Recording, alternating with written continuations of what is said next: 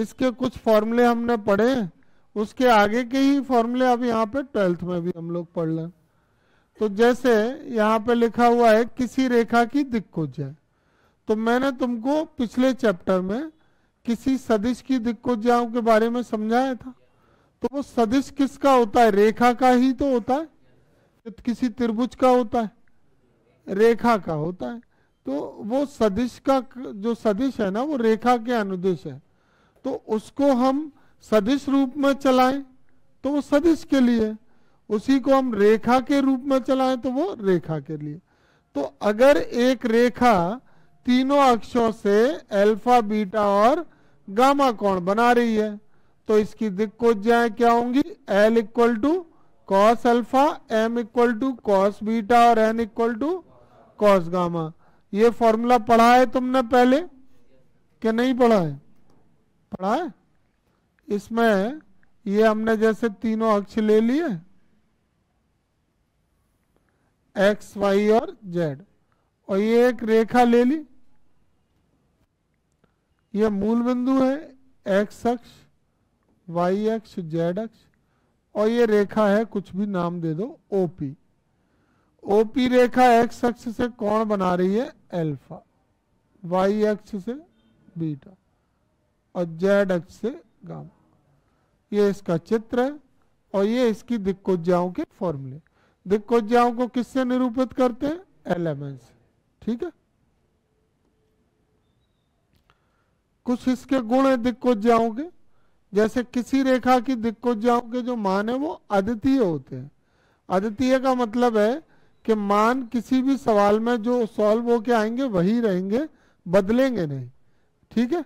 तो इनके मान निश्चित होते हैं, निर्धारित होते हैं और अद्वितीय होते हैं, मान बदलते नहीं हैं। दूसरी प्रॉपर्टी है इसकी, किसी रेखा के दिक्कुज्याओं के वर्गों का योग 1 होता है। जैसे दिक्कुज्या क्या है? एलिमेंट। तो एलिमेंट के वर्गों का योग करो, क्या आएगा? पहले वो तो बताओ व्यंजक क्या बनेगा? एलिमेंट के वर्गों का योग क्या होगा? L square plus M square plus N square बराबर क्या होता है? इसका मान 1। और यही अगर एलिमेंट के फॉर्मूले लगा के बनाया जाए तो L की जगह कॉस अल्फा, M की जगह कॉस बीटा और N की जगह, तो यही फॉर्मूला बनेगा cos square alpha plus cos square beta plus cos square gamma बराबर 1 दिक्कुज्याओं में। ठीक है। तीसरा ये प्रॉपर्टी देख लो कि जैसे कोई रेखा ओपी है और इसकी दिक्कुज्याएं क्या है? Cos alpha, cos beta, cos gamma. और अगर इस ओपी रेखा को हम क्या कर दें? पीओ कर दें, दिशा पलट दें, तो ये दिक्कुज्याएं हो जाएंगी minus cos alpha, minus cos beta, minus cos gamma. ठीक। अगली हेडिंग क्या है? किसी रेखा के दिक्अनुपात। जैसे सदिश के दिक्अनुपात समझाए थे ना, वो सदिश और रेखा के लिए एक से ही फॉर्मूले होते हैं, बट सदिश के लिए सदिश चलता है, रेखा के लिए रेखा चले। तो वे राशियां जो दिक्कुज्याओं के समानुपाती होती है, यानी दिक्कुज्याओं के साथ समान अनुपात में होती हैं, उन्हें क्या कहते हैं? रेखा के दिक्अनुपात। जैसे यहाँ एलिमेंट क्या है? दिक्कुज्या। ABC क्या है? दिक्अनुपात। और दोनों का अनुपात कैसा है? बराबर। तो हम क्या कहेंगे कि ABC एलिमेंट के कैसी हैं? समानुपाती। तो जो ABC एलिमेंट के समानुपाती होती है उन ABC को हम क्या बोलते हैं? रेखा के दिक्अनुपात। ठीक है। ये कुछ दिक्अनुपात के गुण है ऑब्जेक्टिव टाइप के लिए, ध्यान रखना। जैसा कि इसमें लिखा है कि दिक्अनुपात के मान निश्चित नहीं होते हैं, बदल सकते हैं। उसका कारण है कि इसमें अनुपात लगा है।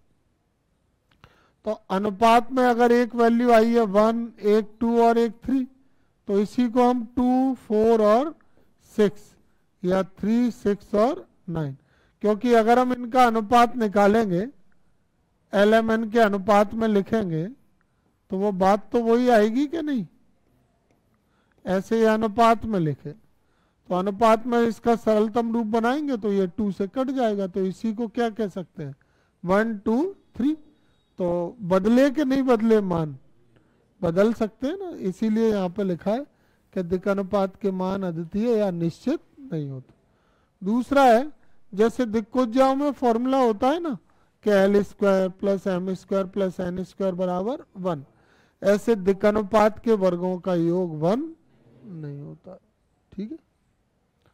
तीसरे नंबर पे, अगर एक रेखा के दिक्कनुपात ए बी सी है और तुम इसमें किसी कांस्टेंट का गुणा कर दो तो के ए के बी और के सी बी इसके दिक्कनुपात होंगे। किसी रेखा के निर्देशाक्षों पर प्रक्षेप भी क्या कहलाते हैं? रेखा के दिक्कनुपात। निर्देशाक्षों पर प्रक्षेप अभी मैं अगले फॉर्मूले में समझाऊंगा वहां पे। ठीक है। और दो रेखाएं समांतर हैं तो उनके दिक्कनुपात समान भी होते हैं और समानुपाती भी होते हैं, है ना। समान भी होंगे और समानुपाती भी होंगे। आ गई बात समझ में? ये है प्रक्षेप वाला फॉर्मूला। अगर हम प्रक्षेप निकालते हैं ना किसी रेखा का दूसरी रेखा पे, तो जैसे इस चित्र से समझ लो, मान लो ये हमने रेखा ले ली है। अब इसका वाई अक्ष पे थोड़ा ढंग से समझ में आ पाएगा।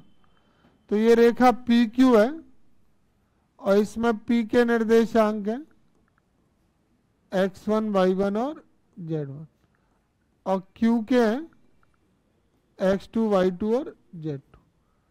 अगर बिंदु P से इस पर लंब खींचे जाए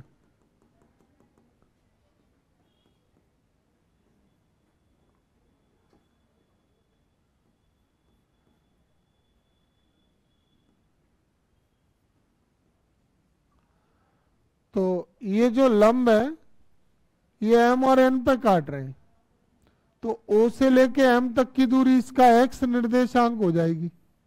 ये दूरी कितनी है? x1। और O से लेके n तक Q का x निर्देशांक हो जाएगी यानी x2। अब ये प्रक्षेप, इसके जो लंब जितना टुकड़ा y अक्ष पे काटेंगे वो प्रक्षेप होगा। तो अगर मैं mn का मान निकालूं, सॉरी ये y का निर्देशांक है, y का है ये वाला y1, ये y का निर्देशांक y2, तो ये mn की दूरी क्या हो गई? y2 minus y1। तो तुम देख पा रहे होगे कि ये y अक्ष पे जो दिक्कनुपात है प्रक्षेप वो क्या है? b बराबर y2 माइनस y1। तो ऐसे ही x अक्ष पे क्या आएगा और z अक्ष पे क्या आएगा? तो इसके जो x2 minus x1, y2 minus y1 और z2 माइनस z1 से जो मान आएंगे वही क्या कहलाएंगे? इसके दिक्कनुपात। और उनको किससे निरूपित कर लेंगे? ABC से। ये एक फॉर्मूला है दो बिंदुओं के बीच की दूरी का, पढ़ा है तुमने। अंडर रूट में x2 माइनस x1 का whole square plus y2 minus y1 का whole square plus z2 minus z1। अगर ये दिक्कनुपात x2 माइनस x1 a हो जाए, ये y2 माइनस y1 b हो जाए और z2 माइनस z1 c हो जाए, तो यही जो फॉर्मूला है AB का वो क्या हो जाएगा? अंडर रूट में a square plus B square plus C. तो अगर तुम्हें किसी रेखा के दिक्कनुपात दे दें तो तुम रेखा की लंबाई निकाल लोगे। जैसे दिक्कनुपात 1 2 3 बता दिए और तुमसे कहें रेखा AB की लंबाई निकालो, तो तुम क्या फॉर्मूला लगा सकते हो? अंडर रूट में a square plus B square plus C square. इसमें हम ABC के मान रख देंगे तो हमें क्या मिल जाएंगे? AB की लंबाई। ठीक है। तो लंबाई का सूत्र निर्देशांक के रूप में भी हो गया और दिक्कनुपात के रूप में भी हो गया। आ गई बात समझ में? ये दो बिंदुओं को मिलाने वाली रेखा की दिक्कोज्या कैसे निकालते हैं वो है, जैसे A और B दो बिंदु हैं और इनके निर्देशांक क्या है? x1 y1 और z1, x2 y2 और z2। तो अगर हम इसके दिक्कनुपात मान लें कि ABC है तो A का B का और C का फॉर्मूला क्या हो जाएगा? x2 minus x1, y2 minus y1 और z2 माइनस z1। जब ये माइनस कर लोगे तो तुम्हें ए बी सी की वैल्यू मिल जाएगी।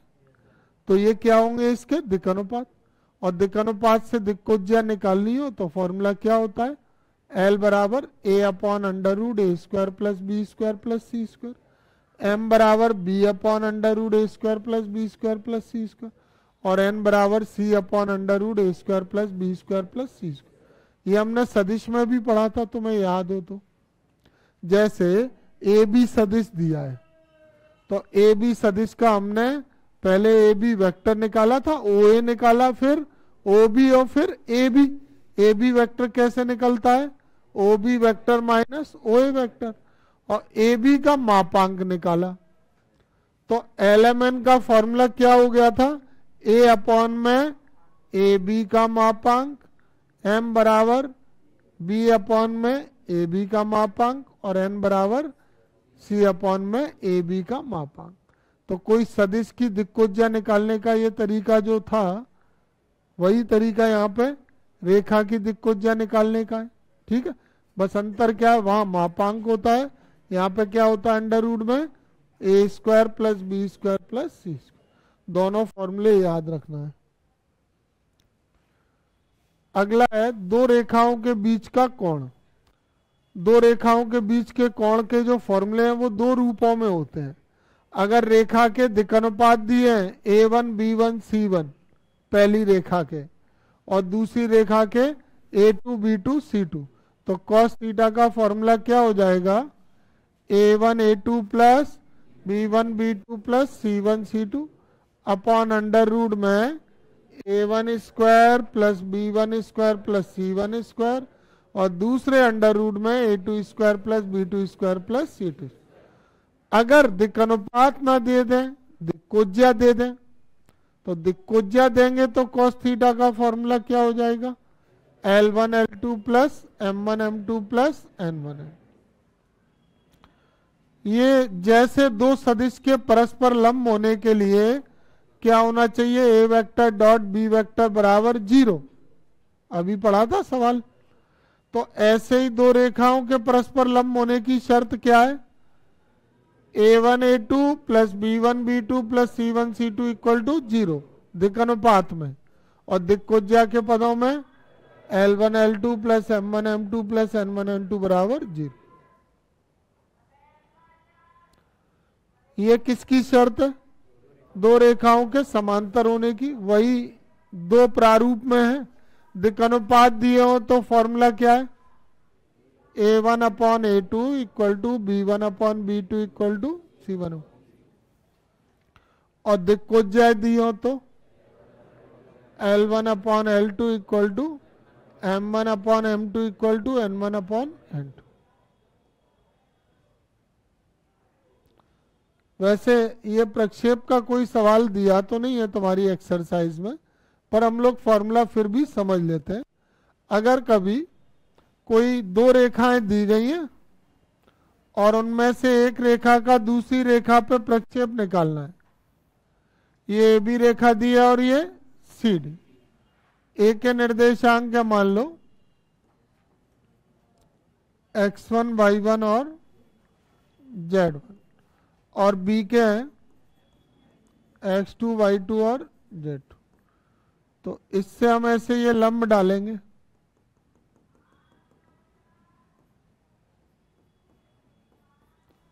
तो ये दोनों लंब जितनी इस पर दूरी इनके बीच की होगी, दोनों लंबों के बीच की जो दूरी होगी वही क्या होगा, ए बी का सी डी पर प्रक्षेप। तो ए बी का सी डी पर प्रक्षेप एम एन है, और ए बी के सी डी पर प्रक्षेप का फॉर्मूला होता है x2 minus x1 into L plus y2 minus y1 into M plus z2 minus z1 into N. यहाँ पे एल एम एन क्या है, जिस पर प्रक्षेप है उसकी दिक्कोज्या, और ये x1 y1 z1 और x2 y2 z2 किसके रहेंगे, ए बी के। ठीक है, इसी का दूसरा फॉर्मूला है ये। अगर तुम्हें इससे नहीं करना है तो ए बी का सी डी पर प्रक्षेप का फॉर्मूला क्या लगा सकते हो, ए बी कॉस थीटा।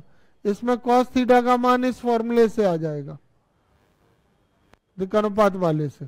इससे cos थीटा आ जाएगा और प्रक्षेप का सूत्र लगा के और उसमें वैल्यू रख देंगे ए बी की और cos थीटा।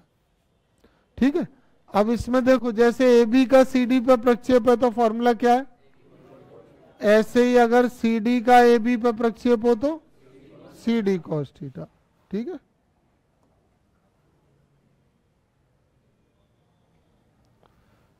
ये सदिश की दिक्कोज्या है।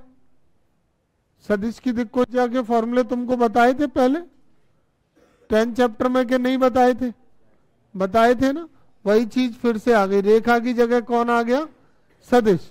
तो अब सदिश एक्स अक्ष वाई अक्ष और जेड अक्ष से क्या कोण बना रहा है, अल्फा बीटा गामा। तो दिक्कोज्या वही हो गई, L equal cos alpha, M equal cos beta, N equal to cos gamma. ये वही दिक्कोज्या के गुण मैंने अभी समझाई दिए तुमको, ये सारे गुण सदिश के लिए भी। ठीक है, देखो हेडिंग नंबर 13 है अगला फॉर्मूला। किसी सदिश के दिक्कनुपात क्या होते हैं, जैसे रेखा में बताया, किसी रेखा के दिक्कनुपात वे राशियां जो दिक्कोज्याओं के समानुपाती होती है उन्हें रेखा के दिक्कनुपात कहते हैं। दिक्कनुपात को एबीसी से निरूपित करते हैं। ऐसे ही सदिश के लिए भी वही परिभाषा है, वे राशियां जो दिक्कोज्याओं के समानुपाती होती हैं उन्हें सदिश के दिक्कनुपात कहते हैं और दिक्कनुपात को एबीसी से निरूपित करते हैं। दिक्कनुपात के गुण क्या क्या है, याद रखें, दिक्कोज्याओं के वर्गों का योग 1 होता है पर दिक्कनुपात के वर्गों का योग 1 नहीं होता है। इसको ध्यान रखना है कि A square plus B square plus C square बराबर नहीं है 1 के। ये वही गुण है, रेखा के लिए भी था। अगर दिक्कनुपात एबीसी है और उसमें कोई नियतांक का गुणा हो रहा है, किसी का भी, के की वैल्यू का मतलब है 1 का भी इंटू हो सकता है, 2 का भी, 3 का, तो नियतांक का गुणा होने के बाद जो नए दिक्कनुपात है वो भी रेखा के दिक्कनुपात हो सकते हैं, संभव है। और किसी सदिश के निर्देशाक्षों पर प्रक्षेप को ही दिक्कनुपात कहते हैं। और दो समांतर सदिश के दिक्कनुपात समान भी होते हैं और समानुपाती भी हो सकते हैं। ठीक है, अब दिक्कनुपात के पदों में किसी सदिश का मान कैसे आता है। मान लो तुम्हें किसी सदिश के दिक्कनुपात एबीसी दिए हैं तो सदिश आर वेक्टर क्या हो जाएगा, ए आई प्लस बी जे प्लस सी। ऐसे दो बिंदुओं को मिलाने वाले सदिश के दिक्कनुपात और दिक्कोज्या निकालने हो तो वो कैसे निकालेंगे, जैसे हमने चैप्टर 10 में निकाला था, याद है तुमको। जैसे ये दो बिंदु हो गए और इनके निर्देशांक है x1 y1 z1 और x2 y2 z2। मूल बिंदु के सापेक्ष इनके स्थिति सदिश बना लिए जाएंगे तो ए का position vector O A vector क्या बनेगा, x1i plus y1j plus z1 के। ऐसे बी का position vector O B vector x2i plus y2j plus z2 K. अब अगर हमको इस ए बी के सदिश के, जिसको हमने आर वेक्टर माना है, उसके दिक्कनुपात और दिक्कोज्या निकालने हैं तो पहले हम आर वेक्टर या ए बी वेक्टर का मान निकालेंगे ओ बी माइनस ओ ए करके। ओ B vector O A vector का मान रख के आई जे और के में कॉमन लेके आर वेक्टर का ये मान आ गया। अब तुमको ये बताया गया था इसके पिछले फॉर्मूले में कि x2 माइनस x1 ही क्या होता है a, y2 minus y1 b और z2 माइनस z1 c। तो ये आर वेक्टर का यही मान आ गया कि नहीं। ठीक है, अब आर वेक्टर का क्या निकाला, मापांक। तो आर वेक्टर के मापांक का फॉर्मूला क्या होगा, अंडर रूट में A square plus B square plus C square. अब अगर हमको आर वेक्टर की दिक्कोज्याएं निकालनी है तो आर वेक्टर की दिक्कोज्याओं के लिए क्या फॉर्मूला होगा,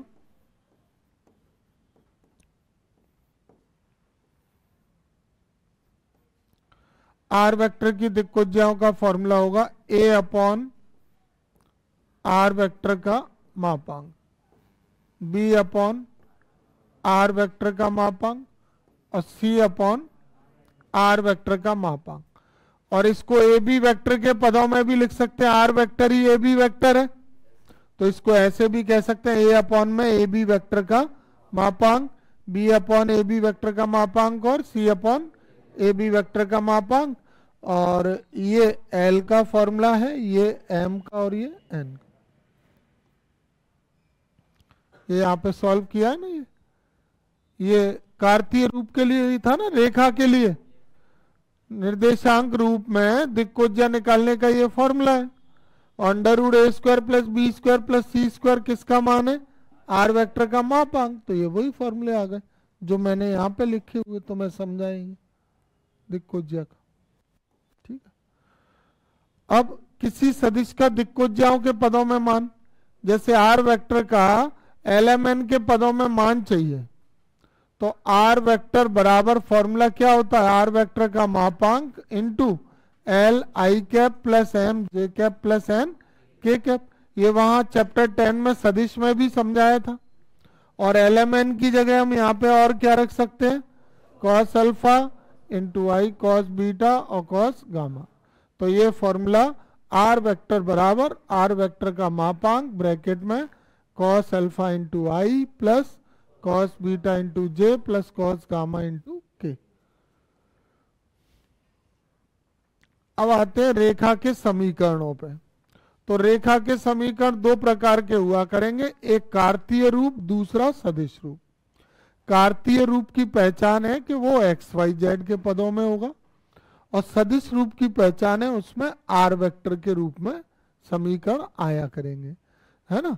सदिश रूप में वेक्टर सदिश में आएंगे और सदिश रूप में समीकरण सदिश रूप में आएंगे, और कार्तीय रूप में जो समीकरण है वो किसके पदों में आएंगे, एक्स वाई जेड के पदों में। तो यहाँ पे रेखा के दो सम्मित रूप लिखे हुए हैं, X minus X one upon A equal to Y minus Y one upon B equal to Z minus Z one upon C. यहाँ X one Y one Z one क्या है, ये उस बिंदु के निर्देशांक है जिससे रेखा जा रही है। और अपॉन में अगर ए बी सी लिखा है तो वो ए बी सी क्या है, उस रेखा के दिक्कनुपात। अगर दिक्कनुपात ना दे के दिक्कोज्या दे दी जाए तो ये फॉर्मूला क्या हो जाएगा, x minus X one upon L equal to Y minus Y one upon M equal to Z minus Z one upon N. ये दिक्कोज्या के पदों में है, ये दिक्कनुपात के। इसे सम्मित समीकरण भी कहते हैं। क्यों कहते हैं सम्मित समीकरण, क्योंकि ये सम्मित रूप है ना, जैसा x में वैसा ही y में और वैसा ही z में, ठीक है। अब आ जाओ अगला फॉर्मूला, ये इसी समीकरण का कौन सा रूप है, सदिश रूप। तो अगर एक रेखा, एक सदिश, एक बिंदु जिसका स्थिति सदिश क्या है, ए वेक्टर, और एक और सदिश है बी वेक्टर, उसके कैसी है, समांतर। तो फॉर्मूला क्या होगा, आर वेक्टर बराबर A vector plus lambda B vector. यहाँ पे ए वेक्टर किसका है, बिंदु का। तो यहाँ पे बिंदु क्या था, x1 y1 z1, तो इसका पोजीशन वेक्टर क्या हो गया, x1 i y1 j z1 k, ठीक है। ऐसे बी वेक्टर क्या है, समांतर रेखा का सदिश, बी वेक्टर के समांतर है ना। तो अगर बी वेक्टर के समांतर है तो समांतर से क्या बनेंगे, समांतर जो सदिश है वो किससे बनेगा, दिक्कनुपात से। यहाँ पे दिक्कनुपात क्या है, ए बी सी, तो B vector A B C से बनाएंगे तो क्या हो जाएगा, A1 ये I होगा, A1 I plus B1 J plus C1 के, ठीक है। ये सदिश के पदों में हो गया, आ गया समझ में। ये रेखा का समीकरण किस रूप में है, सदिश रूप में। यहाँ पे ए वेक्टर किसका है, बिंदु का स्थिति सदिश है, और बी वेक्टर किसका है, समांतर सदिश है, जो किससे बनता है, दिक्कनुपात से। ए वेक्टर किससे बनता है, बिंदु के निर्देशांक से, बी वेक्टर किससे बनता है, दिक्कनुपात से, ठीक है। अगला है, अगर किसी रेखा पर कोई रेखा दी है और उस पर तुम्हें किसी बिंदु के निर्देशांक निकालना है, तो रेखा के समीकरण को क्या करें, आर मान लें, आर मान के यहां से एक्स का मान क्या हो जाएगा, A R plus X one, Y का मान B R plus Y one, और जेड का मान C R plus Z one. तो बिंदु के निर्देशांक क्या आ जाएंगे यहां से, A R plus X one comma B R plus Y one comma C R plus Z one. अगर रेखा पर कोई बिंदु निकालना है तो ऐसे निकाल सकते हैं। इसी तरह से ए बी सी की जगह अगर अपॉन में एल एम एन हुआ तो यही फॉर्मूले क्या हो जाएंगे, L R plus X one, M R plus Y one और N R plus Z one. ठीक है, हाँ एन होगा यहाँ पर।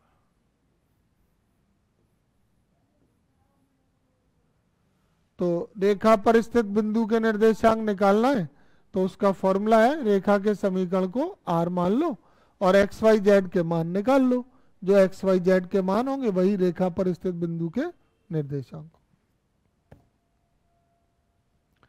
अगली हेडिंग है, दो बिंदुओं x1 y1 z1 और x2 y2 z2 से जाने वाली रेखा का कार्तीय समीकरण। तो दो बिंदुओं से आने वाली रेखा का कार्तीय समीकरण क्या होगा, जैसे ये कोई रेखा है, एक बिंदु है A और एक बिंदु है B, इनके निर्देशांक क्या है, x1 y1 z1, x2 y2 z2।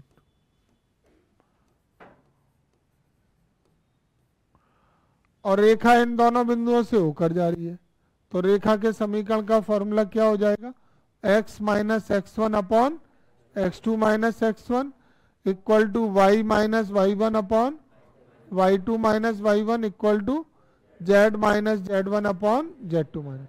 ये दो बिंदुओं से जाने वाली रेखा का समीकरण। ठीक है, इसी समीकरण का ये क्या है, सदिश रूप। सदिश रूप में क्या होगा, यहाँ पे ए वेक्टर और बी वेक्टर जो है ना वो बिंदु से बनेंगे। तो बिंदु ए का पोजीशन वेक्टर ए वेक्टर हो जाएगा और बिंदु बी का पोजीशन वेक्टर बी वेक्टर। तो फॉर्मूला क्या हो जाएगा रेखा के समीकरण का, R vector equal to A vector plus lambda bracket में B vector minus A vector. यहाँ पे ए वेक्टर का मान क्या है, x1 i, इससे बनेगा, इससे पोजीशन वेक्टर, इससे x1 i plus y1 j plus z1 के, और b वेक्टर का मान क्या है, x2 i plus y2 j plus z2 के। ठीक है, समझ में आ गया। अगर तुम्हें एक बिंदु दिया हो तो ये वाला फॉर्मूला लगाना, आर वेक्टर बराबर A vector plus lambda B vector, और रेखा का ये वाला लगाना। और अगर तुम्हें दो बिंदु दिए तो ये फॉर्मूले लगेंगे।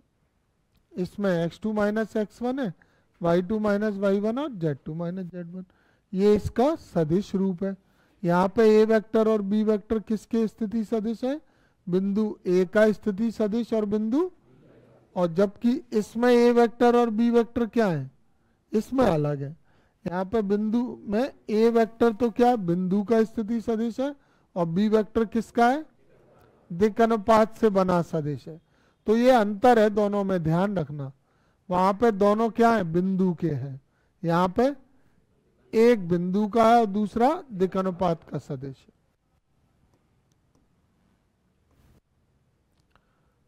ये वही है, दो रेखाओं के बीच का कोण, ये फॉर्मूला पहले भी आ चुका है, cos थीटा बराबर a1 a2 plus b1 b2 plus c1 c2 under root में a1 square plus b1 square plus c1 square और अंडर रूट में a2 square plus b2 square plus c2 square.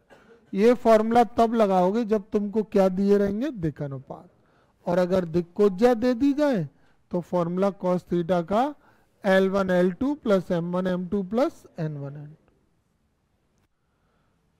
दो रेखाओं के बीच कोण कैसे निकालेंगे, ये सदिश रूप में है। वो पिछला वाला फॉर्मूला कौन से रूप में था, कार्तीय रूप में।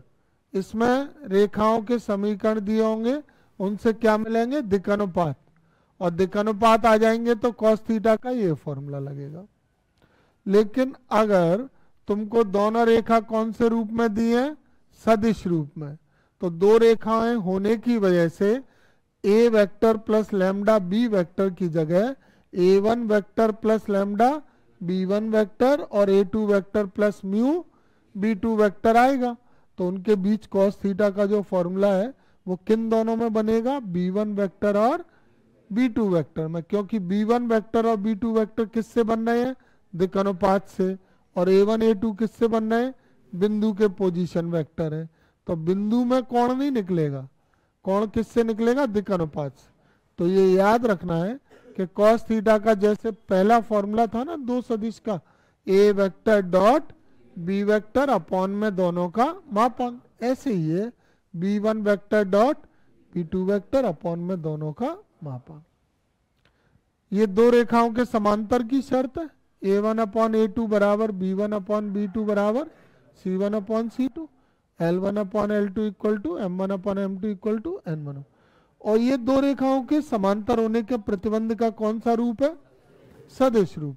सदिश रूप में क्या होगा? ऐसे दोनों रेखा दी जाएंगी और तुम्हें लैम्डा और म्यू के गुणांक से क्या मिलेंगे? b1 और अगर उनका क्रॉस प्रोडक्ट सदिश गुणांक क्या आ जाए? o वेक्टर, तो वो समांतर है। या एक और फॉर्मूला है b1 वेक्टर बराबर लैम्डा, यानी एक सदिश दूसरे के पदों में आ जाए, या b2 वेक्टर बराबर लैम्डा b1 वेक्टर आ जाए। कोई भी एक सदिश बराबर लैम्डा गुणा दूसरा सदिश, तो एक सदिश दूसरे के पदों में आ जाएगा तो भी रेखाएं कैसी होती हैं? समांतर। ये दो रेखाओं के परस्पर लंब होने का प्रतिबंध का कौन सा रूप है? कार्तीय रूप। कार्तीय रूप जब एक्स वाई जेड के पदों में समीकरण दिए रहेंगे, तो समीकरण दिए रहेंगे तो उससे क्या मिलेंगे तुमको? दिक् अनुपात a1 b1 c1 और a2 b2 c2। तो दो रेखाओं के परस्पर लंब होने की शर्त क्या है? a1 a2 plus b1 b2 plus c1 c2 equal to 0 और दिक्कोज्याओं में l1 l2 plus m1 m2 plus n1 n2 बराबर 0। और अगर ये परस्पर लंब होने का सदिश रूप देखें तो फॉर्मूला क्या है? b1 vector dot b2 vector बराबर 0। यहाँ b1 b2 कहाँ से आएंगे? कहाँ से आएंगे? ये दोनों रेखाओं में लैम्डा और म्यू के जो गुणांक है वो क्या है? b1 वेक्टर और b2 वेक्टर। ये दो रेखाओं के एक समतलीय या प्रतिच्छेदी होने का प्रतिबंध है। एक समतलीय रेखाएं कौन सी होती है? जो एक ही समतल में स्थित हो। जैसे ये बोर्ड पे मैं कितनी भी रेखाएं खींचूं तो वो समतलीय है, और एक रेखा इस पे खींच दूं और एक रेखा यहाँ खींच दूं या इधर साइड में खींच दूं, कहीं ऊपर खींच दूं या नीचे खींच दूं, इधर खींच दूं, तो ये क्या होंगी? असमतलीय। और अगर एक ही समतल में खींचे तो वो रेखाएं क्या होंगी? एक समतलीय। और एक समतलीय जो रेखा है वो प्रतिच्छेद भी करेंगी, तो उनको एक समतलीय भी कहते हैं और प्रतिच्छेदी भी। तो इनके सिद्ध, अगर इनकी जांच करनी है कि रेखाएं एक समतलीय है, तो उसके लिए क्या होगा? ये सारणिक का मान क्या आना चाहिए? 0। ये फॉर्मूला इस रूप में है, या करके एक और रूप में हो सकता है ये फॉर्मूला। सारणिक में x2 minus x1, y2 minus y1, z2 minus z1, और एलिमेंट दिक्कोज्याओं की जगह पर दिक् अनुपात भी आ सकते हैं, a1 b1 c1, a2 b2 c2 और इक्वल टू 0। इसमें आने वाले जो मान है वो कैसे प्राप्त होंगे हमको? जैसे ये रेखा का समीकरण है, यहाँ पे x2 है, ये रेखा के समीकरण दिए रहेंगे तुमको, तो रेखा के पहले समीकरण से तुम्हें मिलेंगे x1 y1 z1 और l1 m1 n1। दूसरे समीकरण से तुम्हें मिलेंगे x2 y2 z2 और l2 m2 n2। ये फॉर्मूले में इन सभी मानों को रखोगे, प्रसार करोगे, प्रसार करके क्या आ जाए? अगर 0 आ गया तो सिद्ध हो जाएगा कि रेखाएं कैसी हैं? एक समतल। इसी का सदिश रूप, दो रेखाओं के एक समतलीय या प्रतिच्छेदी हो रेखाएं होने का सदिश रूप। तो सदिश रूप में रेखाओं के फॉर्मूले क्या होंगे? आर वेक्टर बराबर a1 vector plus lambda b1 vector, और दूसरी रेखा का वही होगा आर वेक्टर। यहाँ r1 r2 नहीं होता है, याद रखना। आर वेक्टर तो हर समीकरण में एक ही रहता है, और इन सभी समीकरणों में आर वेक्टर का मान क्या है? एक्स आई प्लस वाई जे प्लस जेड। वो जो समीकरण एक्स वाई जेड में होते हैं ना, तो वो एक्स वाई जेड के प्रारूप को दिखाने वाला सदिश कौन है? आर वेक्टर है। तो ऐसे दोनों रेखाएं दी रहेंगी, दोनों रेखाओं के समीकरण से तुमको 4 मान मिलेंगे। जब तुम पहली रेखा की तुलना कराओगे इससे, तो तुमको a1 वेक्टर और b1 वेक्टर मिल जाएगा।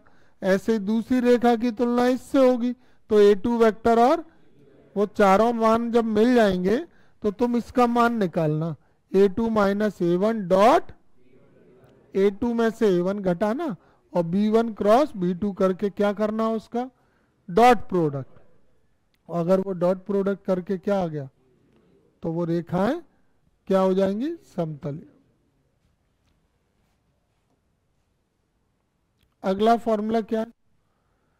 दो प्रतिच्छेदी रेखाओं के बीच की न्यूनतम दूरी, दो अप्रतिच्छेदी होगा यहां पे, दो अप्रतिच्छेदी। प्रतिच्छेदी जो रेखाएं होती है ना, तो वो तो प्रतिच्छेद करेंगी, ऐसे काटेंगी, तो इनके बीच की तो न्यूनतम दूरी क्या हो जाएगी? 0। जो काट ही रही हैं, मिल रही हैं, तो उनके बीच की कम से कम दूरी क्या हो गई? कम से कम, तो 0। और अप्रतिच्छेदी रेखाएं वो होती हैं जो एक दूसरे को प्रतिच्छेद ना करें। एक दूसरे को प्रतिच्छेद कब नहीं करेंगी?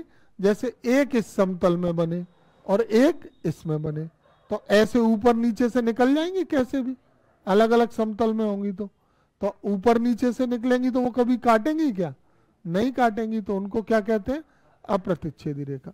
तो उनके बीच की न्यूनतम दूरी निकालनी है अगर, तो वही तुमको दो रेखाएं ऐसे दी जाएंगी, इनसे तुमको बिंदु x1 y1 z1 और l1 m1 n1, दूसरी रेखा से x2 y2 z2 और l2 m2 n2 मिल जाएंगे।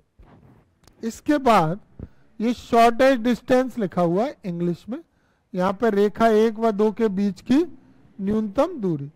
तो ध्यान से देखो, ये तो सारणिक वही है जो समतलीय में था, यही वाला सारणिक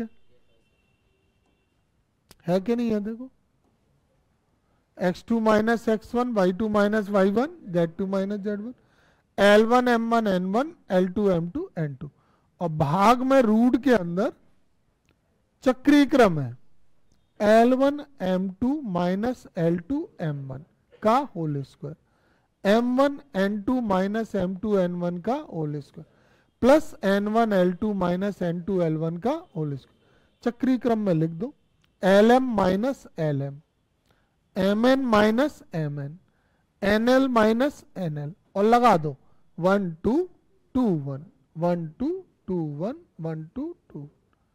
ये दिक्कोज्याओं के लिए। और अगर दिक्कनुपात दिए हो तो न्यूनतम दूरी शॉर्टेस्ट डिस्टेंस का फॉर्मूला क्या होगा? बनाओ। दिक्कनुपात के पदों में x2 minus x1 y2 minus y1 z2 minus z1 a1 b1 c1 a2 b2 c2, और भाग में आ जाएगा अंडर रूट में, क्या आ जाएगा? a1 b2 minus a2 b1 का whole square, b1 c2 minus b2 c1 का होल स्क्वायर, और c1 a2 minus c2 a1 का होल स्क्वायर। बस जो भी दिक्कनुपात में दिया है तो दिक्कनुपात का लगा दें, दिक्कोज्या में लगाना है तो दिक्कोज्या में, आंसर सेम आएगा। अगला है, इसी न्यूनतम दूरी को अगर सदिश रूप में निकालना हो तो प्रक्रिया वही है। तो मैं दो रेखाएं दी रहेंगी, उनकी इन दोनों रेखाओं के सदिश रूप से क्या करवाना? तुलना। किससे? आर वेक्टर बराबर a1 vector plus lambda b1 vector, और आर वेक्टर बराबर A2 vector plus lambda B2 vector. तो मैं कितने मान मिलेंगे? 4। A1 vector, B1 vector, A2 vector, B2 vector. न्यूनतम दूरी का ये सूत्र याद कर लेना। क्या होता है? मापांक के अंदर A2 minus A1 dot B1 cross B2 upon में B1 क्रॉस B2 का माप। इस सूत्र के अनुसार मान रखते जाना।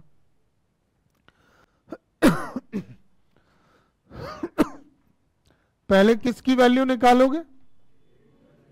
A2 माइनस A1, फिर B1 क्रॉस B2 और उसका मापा, और इधर रख के सॉल्व करें। अगला है दो समांतर रेखाओं के बीच की न्यूनतम दूरी। इससे पहले जो रेखाएं थी वो रेखाएं क्या थी? असमांतर थी, ऐसे अलग अलग समतल में हो। और अगर दोनों रेखाएं कैसी हैं? समांतर है, और उनके बीच की न्यूनतम दूरी निकालनी है। त्रिविमीय ज्यामिति में दोनों रेखाएं 3D में हैं, तो वही 4 मान निकालोगे तुलना करवा के। A1 vector, B1 vector, A2 vector, B2 vector.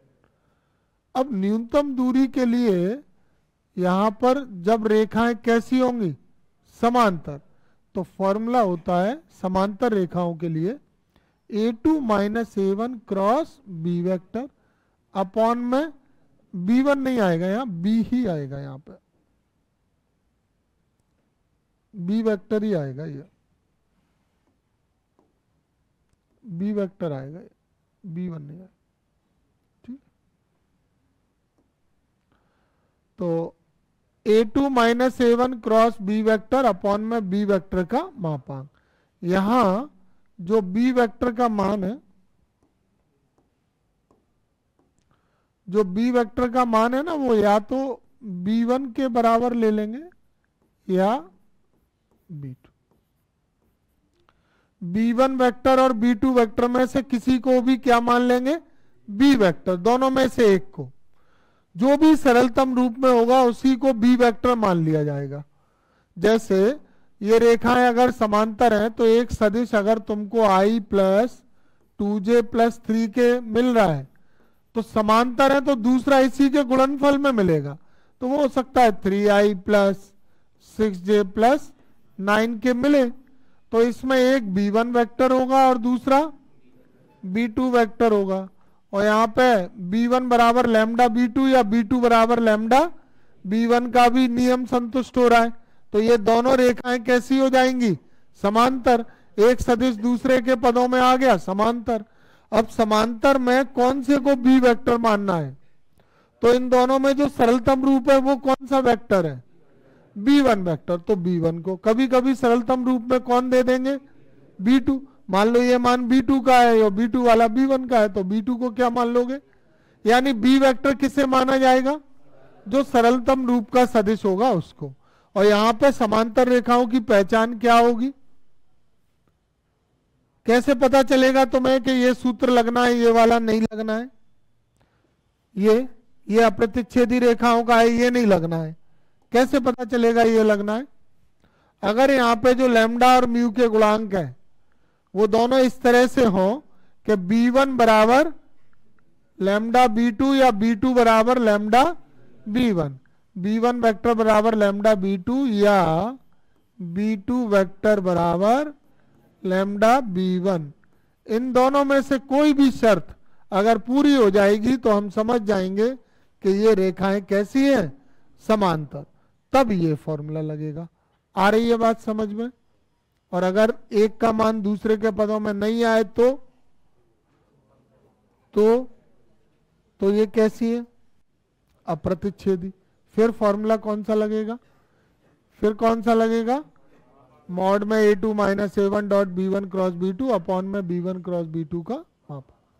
ठीक है, समझ में आ गया? ये वाला समझ में आ गया? तो ये इसके कंप्लीट फॉर्मूले हो गए। अब इन्हीं सूत्रों पर आधारित क्वेश्चन हम लोग करेंगे।